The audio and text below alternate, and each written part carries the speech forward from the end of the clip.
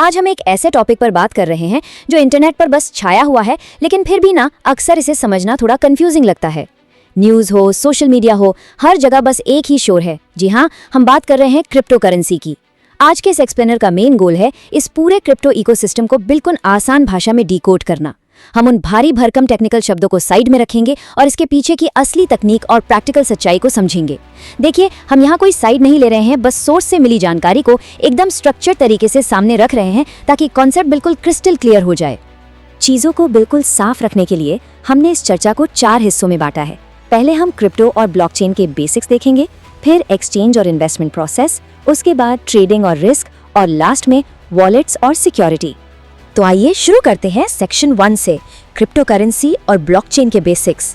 ये इस पूरी डिजिटल दुनिया की नींव है और ये समझना बहुत ज़रूरी है कि आखिर ये चीज़ है क्या। देखिए, क्रिप्टो करेंसी असल में एक डिजिटल या वर्चुअल करेंसी होती है जो पूरी तरह से इंटरनेट पर काम करती है। बस इतना ही, इसका कोई फिजिकल फॉर्म नहीं है, मतलब ना कोई सिक्के खनकते हैं, ना ही कोई कागज़ के नोट हैं। ये पूरी तरह से डिजिटल स्पेस में मौजूद है। अब सवाल ये उठता है कि अगर इसे छुआ नहीं जा सकता तो ये करेंसी कैसे हुई। यहीं पर एंट्री होती है इसके पीछे की तकनीक और भरोसे की, जो हमें एक बहुत ही इंटरेस्टिंग तुलना की तरफ ले जाता है। सबसे बड़ा डिफरेंस इसके काम करने के तरीके में है। एक तरफ हमारा ट्रेडिशनल सिस्टम है जिसे हम सब जानते हैं। ये बैंक या सरकार जैसी किसी सेंट्रल अथॉरिटी से कंट्रोल होता है, राइट? वो पैसे छापते हैं, रूल्स बनाते हैं। लेकिन दूसरी तरफ ये क्रिप्टो सिस्टम है। ये ब्लॉकचेन पर बेस्ड है और इसमें किसी भी तरह की कोई सेंट्रल अथॉरिटी नहीं है। मतलब कोई एक बैंक या सरकार इसे नहीं चला रही। ये पूरी तरह से डिसेंट्रलाइज्ड है। अब सुनने में तो ये बहुत फ्रीडम वाला कॉन्सेप्ट लगता है, लेकिन बिना किसी बैंक के ये सब सेफ कैसे रहता है? इसका सीधा सा जवाब है ब्लॉकचेन टेक्नोलॉजी। इसे ना एक डिस्ट्रीब्यूटेड लेजर या यूं कहिए कि एक बहुत ही विशाल डिजिटल बही खाते की तरह सोचिए। जब भी कोई ट्रांजैक्शन होता है तो वो इसमें एकदम सिक्योर तरीके से रिकॉर्ड हो जाता है। और इसकी सबसे खास बात क्या है पता है? इसे आसानी से बदला नहीं जा सकता, क्योंकि ये नेटवर्क के हजारों कंप्यूटर्स पर एक साथ दर्ज होता है। इसलिए इसे हैक करना या किसी रिकॉर्ड के साथ छेड़छाड़ करना लिटरली नेक्स्ट टू इम्पॉसिबल है। और यही वो तकनीक है जो इस डिजिटल करेंसी को इतनी सिक्योरिटी देती है। अब इस थ्योरी को थोड़ा प्रैक्टिकल बनाते हैं। आज के टाइम में अगर पॉपुलर क्रिप्टो करेंसीज की बात करें तो बिटकॉइन एक ऐसा नाम है जो शायद हम सभी ने सुना होगा। ये सबसे पहला और सबसे मशहूर नाम है। लेकिन सच कहूँ तो ये इकोसिस्टम अब सिर्फ बिटकॉइन तक सीमित नहीं है। आज इथेरियम, बाइनेंस कॉइन और सोलाना जैसी कई और क्रिप्टो करेंसीज भी मौजूद हैं जो इसी ब्लॉकचेन तकनीक की मजबूत नींव पर खड़ी हैं। अब आगे बढ़ते हैं सेक्शन 2 पर, एक्सचेंज और इन्वेस्टमेंट प्रोसेस। मतलब थ्योरी से बाहर निकलकर अब देखते हैं कि असल में मार्केट में एंट्री कैसे होती है। इस मार्केट में कदम रखने के लिए एक मीडियम की जरूरत होती है जिसे क्रिप्टो कंपनी कहते हैं। ये असल में प्लेटफॉर्म या एक्सचेंज होते हैं जैसे ग्रो, वजीरेक्स या CoinDCX जैसी एप्स और वेबसाइट्स। ये प्लेटफॉर्म्स ना हमारे नॉर्मल पैसों और डिजिटल करेंसी के बीच एक ब्रिज का काम करते हैं। यही वो जगह है जहां क्रिप्टो करेंसी को खरीदा, बेचा और ट्रेड किया जा सकता है। हमारे नॉर्मल पैसों से लेकर डिजिटल कॉइन तक का जो सफर है वो काफी स्ट्रेट फॉरवर्ड है। स्टेप 1, इनमें से किसी भी ऐप या वेबसाइट पर अकाउंट बनाना। फिर आता है स्टेप 2, जो बहुत क्रूशियल है, KYC यानी नो योर कस्टमर प्रोसेस पूरी करना। ये एक बहुत ही जरूरी वेरिफिकेशन है।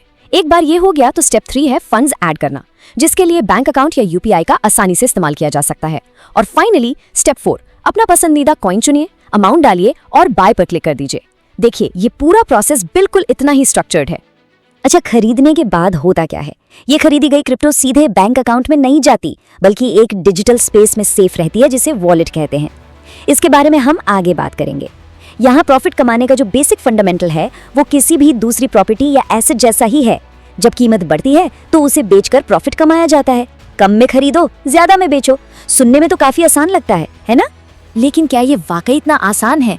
चलिए देखते हैं। सेक्शन 3 में ट्रेडिंग, होल्डिंग और मार्केट रिस्क। प्रॉफिट कमाने के इस एक्साइटमेंट से थोड़ा बाहर निकलते हैं और मार्केट की असली सच्चाई की तरफ रुख करते हैं। यहाँ एक बहुत ही सीरियस सवाल सामने आता है, क्या इस क्रिप्टो मार्केट में सिर्फ और सिर्फ प्रॉफिट ही होता है? इंटरनेट पर जो रातों रात अमीर बनने वाली कहानियां दिखती हैं, उन्हें देखकर इस इल्यूजन में फंस जाना बहुत आसान है। लेकिन पूरी पिक्चर को देखना और सच्चाई को समझना बहुत ज्यादा जरूरी है। और वो सच्चाई सिर्फ एक शब्द में डिफाइन की जा सकती है, volatility. Crypto market extremely volatile होता है। इसका मतलब है कि कीमतों में बहुत तेजी से और बहुत ज्यादा उतार चढ़ाव आना। मतलब किसी कॉइन की कीमत कुछ ही घंटों में रॉकेट की तरह आसमान छू सकती है और बिल्कुल उतनी ही तेजी से क्रैश भी कर सकती है। इस भारी अप एंड डाउन का सीधा सा मतलब यह है कि जहां एक तरफ प्रॉफिट के चांसेस बहुत ज्यादा हैं, वहीं दूसरी तरफ रिस्क या भारी नुकसान की पॉसिबिलिटी भी उतनी ही बड़ी है। इस वॉलेटिलिटी से डील करने के लिए लोग मेनली दो अलग अलग स्ट्रैटेजीज अपनाते हैं। पहला तरीका है ट्रेडिंग। इसमें रोजमर्रा के बेसिस पर पैसे कमाने के लिए ट्रांजैक्शंस किए जाते हैं, जहां लोग मार्केट के छोटे छोटे उतार चढ़ाव से क्विक प्रॉफिट निकालने की कोशिश करते हैं। दूसरा तरीका है होल्डिंग। ये एक लॉन्ग टर्म अप्रोच है। इसमें किसी एसेट को खरीद कर बस लंबे समय के लिए छोड़ दिया जाता है और डेली के उतार चढ़ाव को पूरी तरह इग्नोर किया जाता है। एक ही मार्केट को टैकल करने के ये दो बिल्कुल ऑपोजिट तरीके हैं। अब आते हैं हमारे फाइनल सेक्शन पर, सेक्शन 4, क्रिप्टो वॉलेट्स और सिक्योरिटी। चाहे रोज ट्रेडिंग हो रही हो या सालों तक होल्डिंग, एक चीज जिससे कोई कॉम्प्रोमाइज नहीं किया जा सकता वो है डिजिटल एसेट्स की सिक्योरिटी। जैसा कि हमने पहले बात की थी, क्रिप्टो को एक वॉलेट में स्टोर किया जाता है और इसके लिए मेनली दो ऑप्शंस होते हैं। एक होता है हॉट वॉलेट, जो पूरी तरह ऑनलाइन होता है। क्योंकि ये हमेशा इंटरनेट से कनेक्टेड रहता है, इसलिए रोज के यूज के लिए ये बहुत कन्वीनियंट है। लेकिन जाहिर है ऑनलाइन है तो हैकिंग का थोड़ा रिस्क भी रहता है। दूसरी तरफ होता है कोल्ड वॉलेट। ये ऑफलाइन होता है, बिल्कुल किसी फिजिकल पेन ड्राइव की तरह। क्योंकि ये हमेशा इंटरनेट से कनेक्टेड नहीं होता, इसलिए इसे कहीं ज्यादा सेफ माना जाता है। तो बेसिकली ये कन्वीनियंस और सिक्योरिटी के बीच बैलेंस चुनने वाली बात है। अब इस एक्सप्लेनर को एंड करने से पहले क्रिप्टो इन्वेस्टमेंट के कुछ गोल्डन रूल्स पर नजर डालना बहुत जरूरी है, जो सीधे हमारे सोर्स मटेरियल से निकल कर आते हैं। और सच कहूं तो ये बहुत ही स्ट्रिक्ट वार्निंग्स हैं। पहला, हमेशा अपनी खुद की पूरी और इंडिपेंडेंट रिसर्च करें। दूसरा, सिर्फ कोई ट्रेंड देखकर या किसी की सुनी सुनाई बातों में आकर कभी भी पैसा ना लगाएं। और तीसरा, जो शायद सबसे क्रूशियल रूल है, सिर्फ और सिर्फ वही पैसा इन्वेस्ट करें जिसे अगर खो भी दें तो कोई फर्क ना पड़े। ये मार्केट इतना अनप्रेडिक्टेबल है कि इससे ज्यादा रिस्क लेना बिल्कुल भी समझदारी नहीं है। इस पूरी चर्चा की सबसे बड़ी और कड़वी सच्चाई ये है, ये मार्केट जितनी तेजी से ऊपर ले जा सकता है उतनी ही तेजी से नीचे भी गिरा सकता है। ये इस पूरे इकोसिस्टम की दोहरी फितरत की सबसे क्लियर सच्चाई है। बेशक ये एक बहुत ही कमाल की टेक्नोलॉजी और इंटरेस्टिंग इकोसिस्टम है, लेकिन अगर अचानक आने वाले डाउनफॉल के लिए मेंटली और फाइनेंशियली तैयारी नहीं है तो ये बहुत भारी पड़ सकता है। और ये सब हमें एक बहुत ही प्रोवोकेटिव और सोचने वाले सवाल पर लाकर खड़ा कर देता है। क्या इतने भारी मुनाफे की जो पॉसिबिलिटी है वो इस अचानक गिरने वाले रिस्क को उठाने लायक है? देखिए, इसका कोई एक सही जवाब नहीं है। ये पूरी तरह से इस बात पर डिपेंड करता है कि किसी की रिस्क लेने की कैपेसिटी कितनी है और इस मार्केट की समझ कितनी गहरी है। उम्मीद है कि आज के इस एक्सप्लेनर ने रिस्क और रिवॉर्ड को एक सही नजरिए से देखने में काफी मदद की होगी।